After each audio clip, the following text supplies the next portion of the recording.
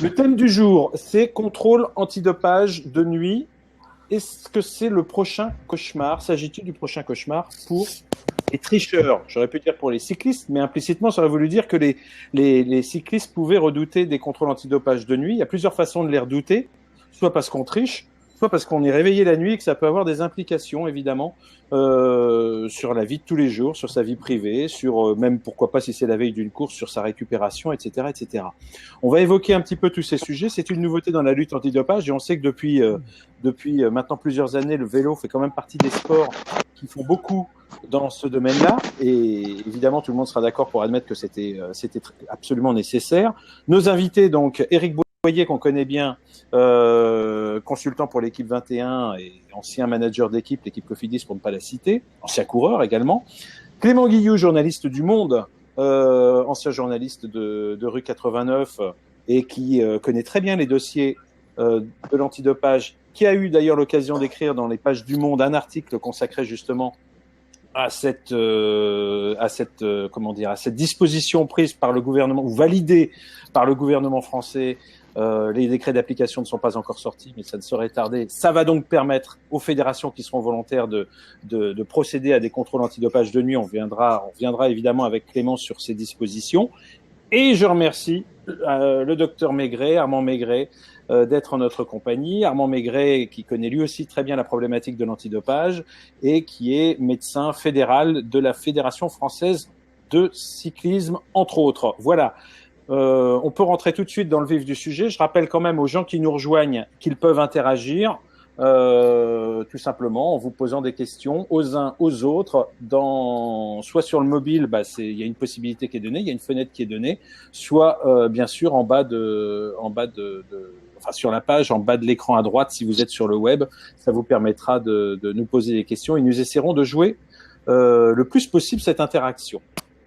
Alors on y va, on rentre dans le vif du sujet. D'abord, est-ce que c'était, Armand Maigret, quelque chose de très attendu, cette possibilité de faire des contrôles de nuit? On sait que Brian Coxon, le président de l'UCI, le souhaitait ardemment.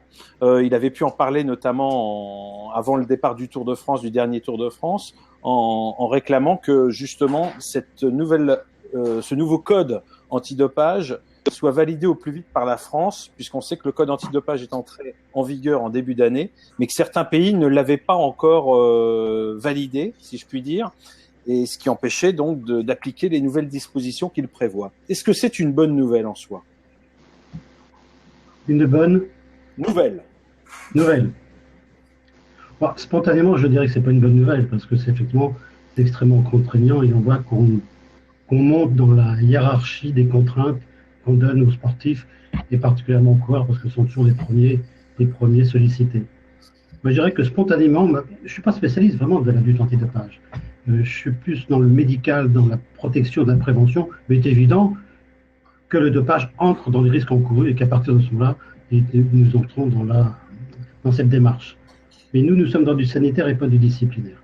Par contre, ce que je dirais en premier, ma première réaction, ce serait pour moi d'en arriver là. Ça veut dire que c'est l'échec de l'antidopage tel qu'il était jusqu'à présent, pour qu'on aille jusque la nuit chercher des individus qui vont faire des doses à minima, parce que c'est surtout ça. Donc, on a l'impression, comme je dirais en premier temps, que les tricheurs ont un pas d'avance sur la lutte. Pourtant, c'est pas habituellement, je suis plutôt très optimiste, mais là, je suis très gêné par ce qui se passe. Mais est-ce que donc c'est un constat? Est-ce qu'on peut dire, en résumant ce que tu viens de dénoncer, que c'est un constat d'échec de la lutte antidopage jusqu'à présent? Enfin, un constat d'échec relatif par rapport au progrès, on va dire, des voleurs sur les gendarmes? Non, il y a une énorme avancée. La preuve qui est pour moi la plus flagrante dans l'avancée de la lutte antidopage, c'est qu'on est revenu, de par sa efficacité, notamment dans la recherche de l'EPO, et des signes directs et indirects, on est revenu pour se doper à des faits anciens tels que les transfusions. Donc ça veut bien dire que c'était efficace. Maintenant, j'ai quand même l'impression qu'on est revenu à l'EPO depuis quelque temps, et que cette EPO, on y revient par des doses, parce que c'est surtout ça qui est recherché. Enfin, je ne vois pas très bien ce qu'ils peuvent rechercher d'autres. d'autant que les autres produits, le plus efficace de tous, c'est quand même le PO, c'est incontestable. Donc, ce qu'ils recherchent, ils vont rechercher à des moments nocturnes, parce que l'élimination de l'EPO est extrêmement rapide. Il faut qu'on puisse le retrouver dans les urines. Et si on prend des doses faibles, on ne va pas le retrouver dans les jours normaux, habituels. Comment tu réagis à ça, Clément? Toi qui as eu l'occasion justement d'écrire sur le sujet, qu'est-ce que ça t'inspire les propos d'Armand? Est-ce que tu as une question à lui poser? Non, il a raison sur l'inquiétude autour de la vie privée et le fait qu'effectivement, c'est très malheureux de devoir en arriver là. D'ailleurs, ça a été un des soucis dans la mise en place du dispositif en France, c'est que très longtemps, l'AFLD, donc l'Agence française de lutte contre le dopage, et son président Bruno Genevoix, qui est conseiller d'État, donc assez attaché au droit français, par essence, et aux libertés individuelles aussi. Et aux libertés individuelles, a freiné des cas de fer pour pas appliquer ces contrôles nocturnes, ce qui a fini par irriter légèrement l'Agence mondiale antidopage, qui a prévenu la France qu'il allait falloir faire quelque chose. Donc ils ont trouvé un modus vivendi, disons, qui au départ était très compliqué pour l'efficacité des contrôles, mais on y reviendra peut-être. Et au final, ils vont demander l'accord aux sportifs pour une durée de 3 mois qui sera renouvelable une fois. Donc les sportifs donneront leur accord pour 6 mois et tous les 6 mois se verront proposer la possibilité de pratiquer des contrôles nocturnes. S'ils ne donnent pas leur accord, on devra passer par un juge qui validera la mission d'un contrôle nocturne. Donc tout ça pour contrôler un peu le respect de la vie privée et qu'il n'y ait pas beaucoup de dérives sur ces contrôles nocturnes. Mais c'est vrai que j'imagine que c'est très perturbant pour Armand Maigret qui est dans la lutte antidopage depuis des années, en tout cas dans la protection de la santé des cyclistes, de se dire que maintenant, les cyclistes, certains, vont devoir être contrôlés la nuit. Eric, oui. Bonjour. Bonjour. Bonjour, je crois. Juste peut-être, est-ce que tu peux réagir le premier, Eric, sur les propos qui sont déjà tenus Guimou, je ne sais pas comment on prononce, l'un des influences dans le monde du sport sur les réseaux sociaux, nous dit on risque de découvrir des nouveaux trucs par ce biais-là, par la lutte antidopage, mais j'aimerais pas être réveillé en pleine nuit. Bon, ça c'est finalement une réaction de bon sens que tout à chacun on peut peut-être imaginer. Eric, est-ce que tu penses que c'est un mal nécessaire, justement ces contrôles de nuit, de ton point de vue d'observateur de longue date et de je dirais au titre aussi d'ancien coureur, puisque tu peux te mettre à la place de ces athlètes qui vont subir ces contrôles? Tout d'abord, je partage ce qui a été dit par Armand Maigret et par Clément Guilloux. En effet, c'est malheureux d'en arriver là. Et ça démontre bien qu'effectivement, on continue à lutter contre le dopage et on va de plus en plus loin pour réaliser les prélèvements. Et on en est maintenant effectivement à voir si on peut les faire la nuit. Donc, et alors oui, c'est gênant, oui, c'est embêtant parce qu'un sportif, surtout pour des sports comme ça difficiles d'endurance, qui associent pas mal d'efforts répétés, quand c'est des sports qui sont pratiqués quotidiennement pendant plusieurs jours, oui, c'est contraignant bien sûr. Et même à l'entraînement, quand on prépare un objectif, il y a des périodes intenses d'entraînement qui sont très très difficiles. Alors évidemment, si on est réveillé la nuit en plein moment de récupération, parce que un entraînement il est efficace que s'il y a une bonne récupération derrière, et donc en course par étapes, c'est pareil. Pour reprendre un départ le lendemain et être performant, il faut aussi une très très bonne récupération. Donc effectivement, ça va venir perturber l'ordre des choses quand on est en compétition ou quand on est en préparation.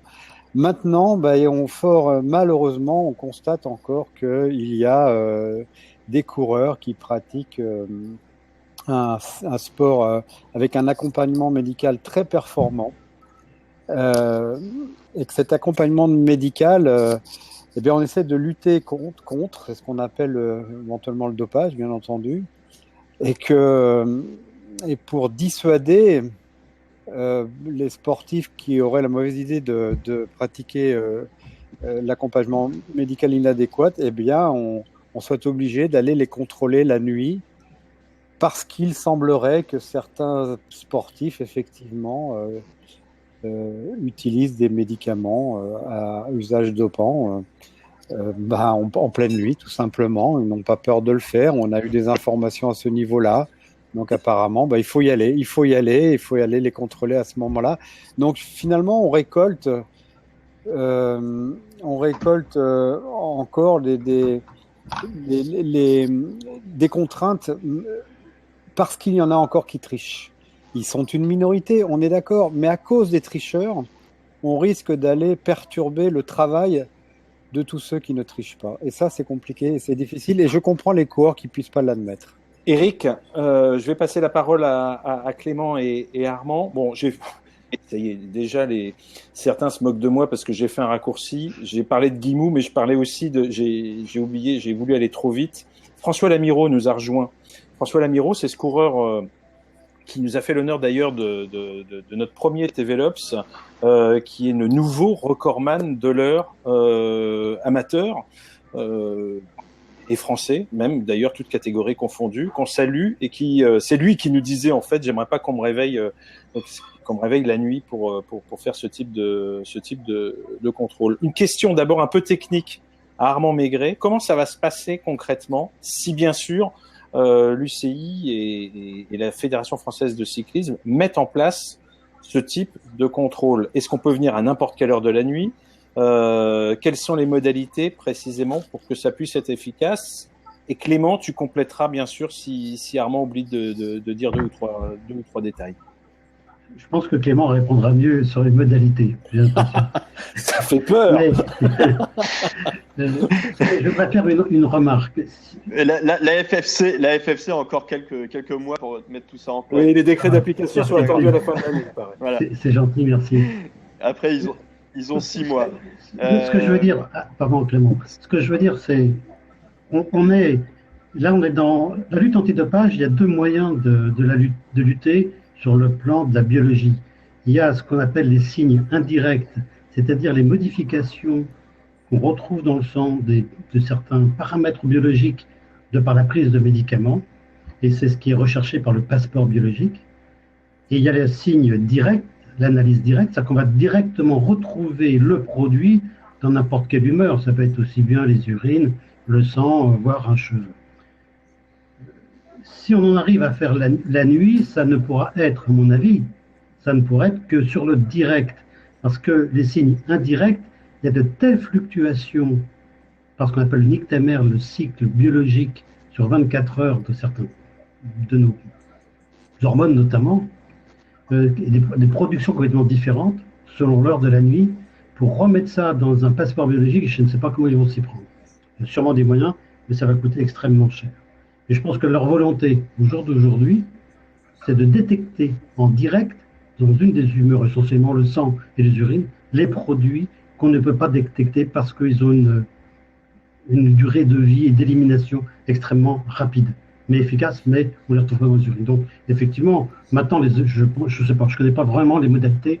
Alors attends, juste une chose, Armand. Quand on dit la fenêtre est plus courte, bon, on sait par exemple, je sais pas, les hormones de croissance, que la fenêtre est très courte. Mais est-ce que le fait que le dosage soit également beaucoup plus faible, ça influe aussi sur la fenêtre? La quantité ne peut peut-être pas sur la fenêtre, mais en tout cas sur la recherche.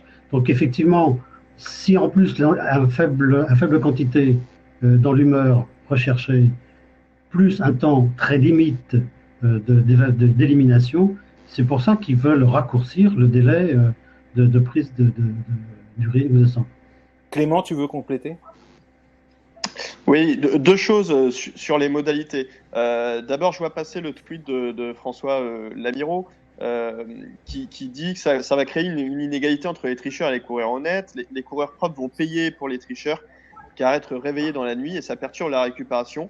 Ça perturbe évidemment la récupération d'être réveillé dans la nuit, mais a priori, les coureurs honnêtes, ils n'ont pas grand-chose à craindre des contrôles nocturnes puisque le contrôle nocturne devrait être justifié par des éléments à charge, sans mauvais jeu de mots, qui seront un passeport biologique totalement loufoque ou alors totalement plat, ce qui indiquerait que le passeport biologique est un peu manipulé par le coureur, ou alors par disons, des indices d'enquête, quoi, c'est-à-dire des dénonciations ou le soupçon d'une implication dans un trafic de produits dopants, tout ce qui amènera les spécialistes de la lutte antidopage à se dire tel coureur ou tel autre sportif, il se dope et on n'arrive pas à le choper et on va aller le chercher la nuit parce que sûrement qu'il se fait des transfusions ou qu'il prend le PO après 23 heures, une fois qu'on ne peut plus être détecté. Donc, a priori,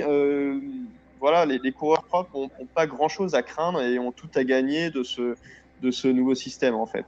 Donc, contrôle plus ciblé. Voilà, et puis, donc, je voulais dire cibler, si j'ai bien compris, pour optimiser le ciblage, eh bien, on y va la nuit parce que on sait que certains coureurs. C'est exactement ça. Voilà. Voilà. Alors, donc, le passeport biologique est déjà utilisé majoritairement pour cibler les contrôles, hein, et faire plus de qualité que de quantité. Là, on va aller encore plus loin en faisant des contrôles nocturnes sur les coureurs les plus suspects. Mais c'est-à-dire que quand il va... Bon, je prends l'exemple de la France, mais le nouveau directeur des contrôles de la FLD, il va devoir justifier dans son ordre de mission par quels indices il diligente ce contrôle nocturne. Et donc tout ça devra passer ensuite, in fine, devant des experts à un moment, quoi. Bon. Pour revenir sur ce qu'a dit Clément, pardon Patrick, je suis complètement d'accord avec lui. Au départ, le passeport biologique a été créé comme étant une preuve indirecte de dopage. Et c'est un échec. Il y a très peu de sportifs qui sont pris de façon indirecte par des manipulations qu'on retrouve dans le passeport biologique. Par contre, ça me permet de trouver des anomalies qui ne justifient pas une prise de décision disciplinaire, mais par contre permettent de cibler les coureurs suspects. Et en ça, ceux qui sont propres ont un passeport biologique sans anomalie et qui, justement, eux, seront plus tranquilles. Alors, on fait un petit point sur l'interaction. Bon, merci d'abord d'être si nombreux à réagir. J'ai du mal à suivre, je vous cache pas, parce qu'on avait prévu un enchaînement d'idées que j'ai du mal à tenir, mais j'ai aussi envie de répondre à vos questions. Eric, je vais te repasser la parole. Oui. C'est d'être plus bref, Eric, hein, parce que oui, là, comme si on était en direct, là, on n'a pas 3 heures devant nous, hein. Oui, ça va tenir dans la demi-heure. Donc, alors, qu'est-ce que je voulais dire? Essaye d'être bref aussi, alors. J'ai du mal. J'ai honte comme sportif, oui. nous dit Serge Raoul, de voir Chris Horner vainqueur à la Vuelta en 2013 avec un contrôle de nuit, il n'y serait pas. Mais ça, c'est une attaque directe sans preuve tangible, il me semble. Donc, je vois pas pourquoi. Enfin, si on commence à faire de la délation un petit peu comme ça dans tous les sens, on peut tous s'y mettre. On a tous, nous aussi, nos convictions. Ça peut nous coûter très cher. Ça peut, comme nous dirait un grand spécialiste de l'affaire, coûter très cher quand on cite nommément les gens. Donc, voilà. François Lamiraud te répond, Eric, oui, je suis d'accord. Ça crée une inégalité entre les tricheurs et les coureurs honnêtes. Les coureurs propres vont payer, ça on y a déjà répondu. Ça perturbe la récupération aussi, c'est indéniable, mais je pense que Clément a apporté un petit bémol et j'imagine que le docteur Maigret sera d'accord. Petit Brun qui nous dit, sans vouloir changer de sujet, mais en étant volontairement polémique, à quoi bon vouloir contrôler la nuit quand nous voyons que certains sports sont protégés? Ça, c'est aussi un aspect dont il faut tenir compte. Enfin, je dis bien sûr qui peut le plus, peut le moins, mais ce qui nous concerne, en l'occurrence, autour de cette table ronde, c'est quand même avant tout le vélo. Je vous rappelle d'ailleurs que le MPCC a... Si je dis ça, c'est bien sûr parce qu'on travaille aussi avec le MPCC chez Velops. Le MPCC a publié, je vous mets d'ailleurs le lien en pièce jointe, a publié donc le nombre de cas révélés dans le vélo par rapport aux autres sports. Ce sont des cas révélés, non pas des cas révélés, des cas effectués. C'est en fait une infographie qu'on a publiée dont la source est inattaquable, en tout cas sur ce registre-là. C'est l'Agence mondiale antidopage qui avait fait ses stats annuelles et on a fait cette infographie à partir de ces infos. Ça permet de montrer notamment que certains sports comme le foot font énormément de contrôles, bien sûr avec une masse de licenciés qui est aussi impressionnante. Après, il faut regarder dans le qualitatif. Ça permet aussi de voir que dans le vélo, on est, si je puis dire, leader sur un certain nombre de produits détectés que l'on cherche à détecter, puisque évidemment, on ne trouve que ce que l'on cherche. Est-ce que l'on va chercher, Armand, d'autres substances qui aujourd'hui ne sont pas recherchées parce que justement indétectables en dehors des heures de nuit, si je puis dire. Honnêtement, j'ai pas d'infos à ce niveau-là. Est-ce que c'est pas en tout cas le mobile, hein, alors, finalement pour inciter à faire des contrôles la nuit? Je pensais aux hormones notamment, aux hormones de croissance. Alors, pour l'hormonologie, il y a le profil actuellement qu'ils sont en train de faire, effectivement, c'est pour les hormones. Parce qu'actuellement, le passeport biologique, par exemple, qui oriente, il est essentiellement hématologique. Il est pratiquement qu'hématologique. Donc, tout ce qui est hormonal n'apparaît pas sur le passeport biologique, ou commence à apparaître. Mais je pense qu'effectivement, le seul moyen pour détecter les hormones, c'est l'examen direct sanguin ou l'examen urinaire. Enfin, maintenant, ils ont toujours des produits en recherche, hein, et on l'a bien vu récemment encore. Eric, Oui. est-ce que le passeport biologique, comme le dit Boris, je pose d'abord la question à Eric, mais vous pourrez répondre ensuite Clément et Armand, est-ce que, comme le dit Boris Pankiewicz, le passeport biologique, ces derniers temps, ne veut plus rien dire? Alors bon, il y avait un papier effectivement qui était sorti sur Vélo Chrono. Moi, je retiendrai quand même que ces derniers temps, dans le vélo, on ne lève plus du gros gibier. Est-ce que ça veut dire que ça va beaucoup mieux? Est-ce qu'on peut se contenter de cela en disant c'est normal, ça va beaucoup mieux, la politique de dissuasion fonctionne? Ou est-ce que cela veut dire que les bandits ont pris une longueur d'avance et ont finalement réussi désormais à contourner le passeport biologique? Bah, écoutez, je ne sais pas si je suis très compétent pour répondre à cette question. C'est quoi ta conviction à toi? Là, je ne te demande pas de preuves formelles, je te demande un ressenti. Bah, le passeport biologique, il est important. Déjà sur le terrain sanitaire, comme le disait Armand tout à l'heure, donc c'est important de suivre tout au long d'une saison, tout au long d'une carrière, un coureur via le passeport biologique, parce qu'effectivement, sur le plan sanitaire, ça permet quand même aux médecins, aux coureurs, de savoir un petit peu ce qui se passe et s'il n'y a pas des problèmes éventuels à venir. Maintenant, dans le cadre de la lutte contre le dopage, oui, écoutez, moi je pense que ça dissuade, au moins ça dissuade. Est-ce que ça dissuade pas les mauvais élèves de la classe? Mais oui, on a l'impression aussi parfois que les tricheurs utilisent les résultats des examens procédés dans le cadre du passeport biologique pour compenser, pour, comment dirais-je, peut-être flirter avec la limite des paramètres médicaux du passeport biologique. Peut-être, oui, peut-être que ça leur permet, effectivement, c'est peut-être un outil qui leur permet de mieux gérer la prise de produits, c'est possible. Clément, ta réaction sur la même question, et après peut-être Armand qui nous donnera la synthèse, en tout cas qui nous dira, lui, justement, si on a des raisons de s'inquiéter sur l'efficacité du passeport biologique aujourd'hui, alors que c'était annoncé comme la panacée. Donc là, on est passé à un débat sur le passeport biologique. Non, donc Patrick, tu ne maîtrises absolument pas ton débat. Non, c'est pas tellement. On s'écarte pas beaucoup. C'est-à-dire qu'effectivement, je pense que s'il y a pas on parlait du ciblage. Moi, on m'a toujours dit que le passeport biologique c'était l'outil parfait pour faire du ciblage. Alors, j'ai peut-être pas tout bien compris, mais dans ce cas-là, si on fait, parce qu'on parlait du ciblage et que les contrôles de nuit allaient faciliter justement comment dire, l'efficacité de ce ciblage. Mais si à la base le passeport biologique est foireux, ça va pas nous aider. Non, disons que les passeports biologiques, même les passeports biologiques qui sont trafiqués, les experts du passeport s'en rendent compte plus ou moins. Les passeports sont tellement lisses qu'il y a forcément quelque chose il y a forcément des manipulations derrière.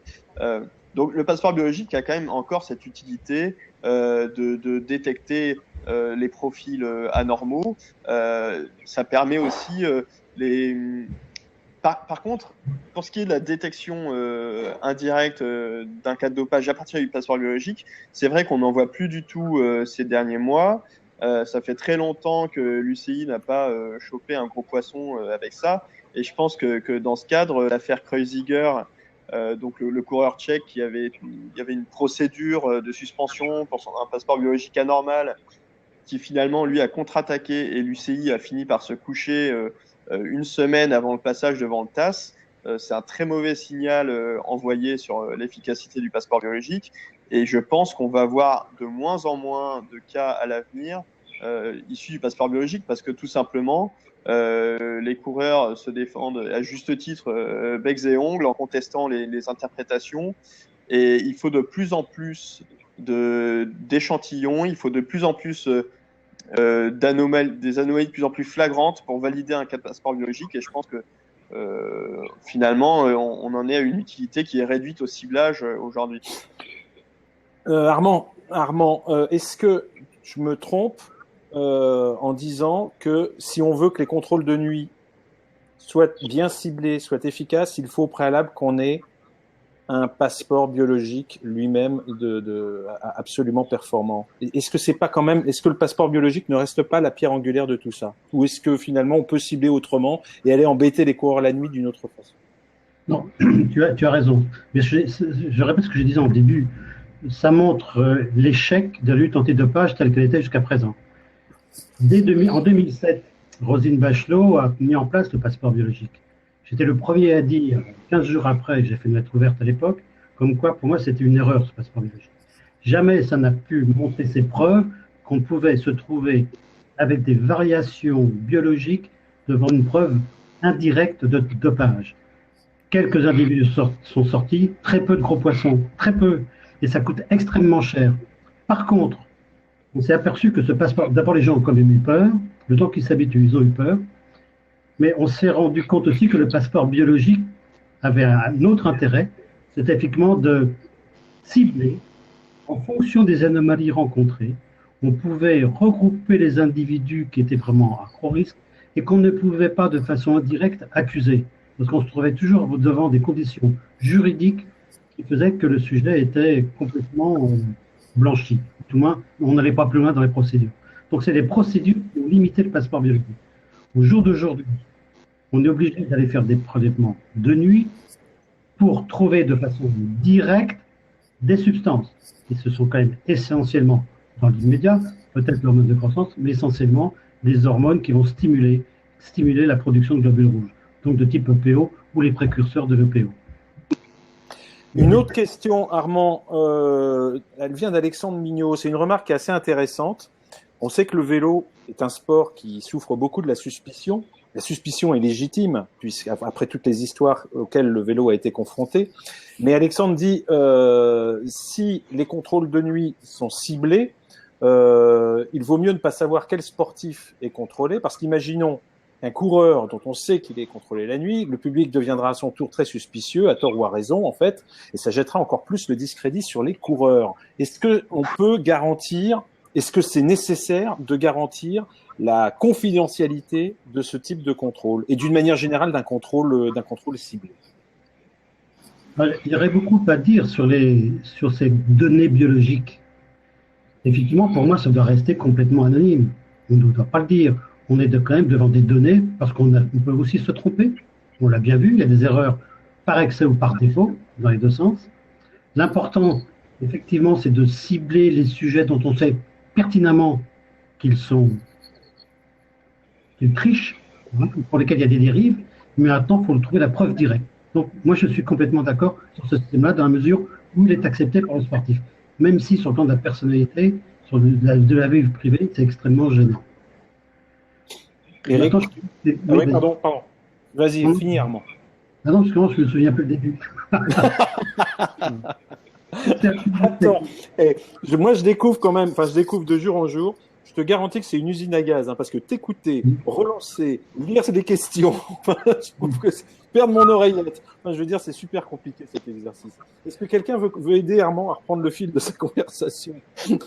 Simplement sur la question d'Alexandre Mignot, je signale juste que les contrôles nocturnes qui ont été faits par l'UCI avant le Tour de France, ils auraient aimé en faire pendant le Tour de France, mais là ils se sont aperçus que la France avait un an de retard sur tout le monde.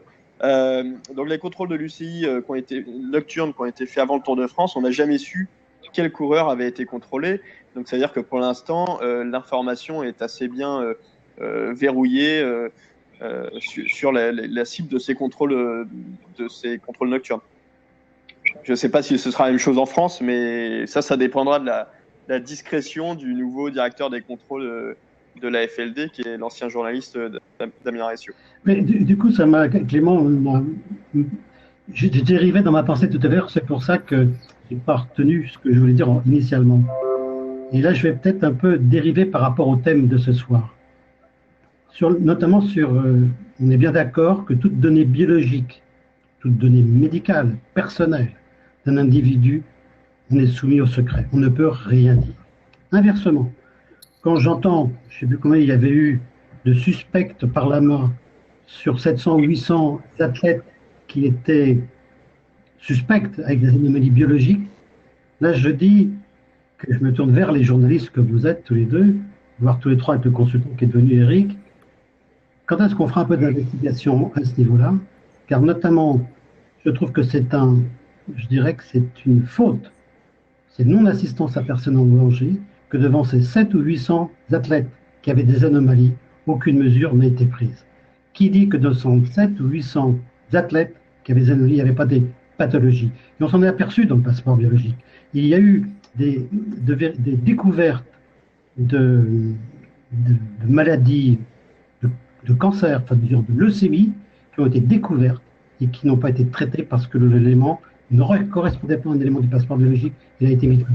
Donc vous voyez, on est vraiment dans des problèmes extrêmement difficiles. Il faut arriver à pouvoir concilier, protéger l'individu, mais également de prendre des décisions qui ne sont pas toujours disciplinaires, mais sanitaires, pour prendre en charge ces anomalies qu'on va découvrir. Et là, j'estime qu'il y a eu faute de l'AMA de ne pas prendre de décision quand on découvre des anomalies biologiques. Je m'avance un peu, hein, je vais peut-être me faire taper dessus, mais j'en suis extrêmement convaincu. Eric, ça te fait réagir? Oui, voilà, effectivement, j'en parlais tout à l'heure. Le passeport biologique, il doit aussi servir comment dirais-je, de protection sanitaire pour l'athlète aussi, effectivement. Alors, effectivement, là, sur le terrain juridique, il faut être prudent. Il y a des règles, il faut les respecter. Effectivement, on est dans du médical, donc le secret médical doit être aussi protégé. C'est tout à fait normal et logique. Cependant, quand le passeport biologique permet de constater une anomalie médicale sur un athlète, je pense qu'il peut y avoir un entretien en tête-à-tête avec cet athlète à huis clos pour voir un peu ce qui se passe, quoi, et aider l'athlète s'il y a un problème et pas être que dans le répressif. Alors, on fait un petit tour par les remarques qui ont été faites de la part des gens qui vous écoutent, messieurs. Serge qui nous dit les coureurs sont des professionnels, le fait d'être contrôlé fait partie du business. Ça, c'est bien sûr au cas où certains coureurs viendraient à se plaindre de ce type de contrôle. Je crois quand même que globalement, c'est assez bien admis. François Lamiraud tout à l'heure me disait qu'il regrettait que tous les sports ne soient pas logés à la même enseigne. Ça, c'est presque un lieu commun finalement pour les gens du vélo de dire cela, mais ça n'excuse pas effectivement le fait que certains sports. D'ailleurs, j'en profite, il faut bien préciser peut-être quand même, Clément, tu me confirmes que cette disposition est une disposition gouvernementale, c'est un décret, donc a priori tous les sports seront concernés par les contrôles de nuit, potentiellement en tout cas. Ah oui, non mais tous les sports seront concernés par les contrôles de nuit. En tout cas pour les compétitions en France.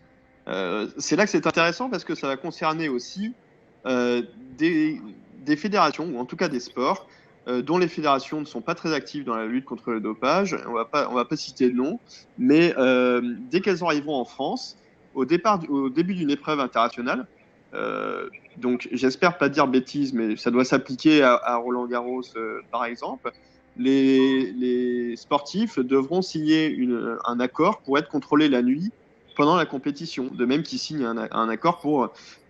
Et ça, ils le feront à l'inscription au tournoi, a priori, c'est ce qui est prévu. Donc, on pourra avoir des contrôles de nuit dans des sports qui sont très peu contrôlés par ailleurs. Mais pour le reste, pour l'instant, ça ne concerne que le vélo, puisque l'UCI est la seule fédération internationale, à notre connaissance, à avoir pratiqué des contrôles nocturnes. Bon, alors, également, d'autres remarques qui nous viennent de Alexandre qui réagit encore, qui nous dit on voit des journalistes, je vois bien, on va finir par voir des journalistes traîner autour des hôtels entre 1h et 5h du mat sur le tour. Clément, je sais pas si tu te sens motivé pour... Non, mais je dors moi la nuit.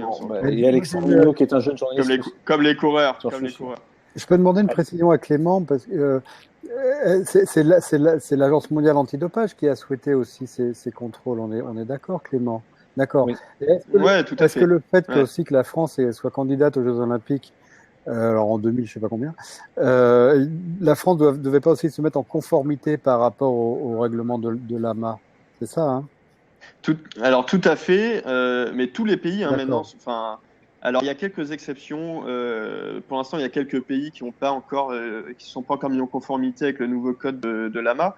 Mais le fait, en tout cas, que la France soit candidate au JO a fait accélérer le processus de mise en conformité, notamment sur les contrôles nocturnes, puisque, comme je vous ai dit, ça freinait un petit peu à la FLD.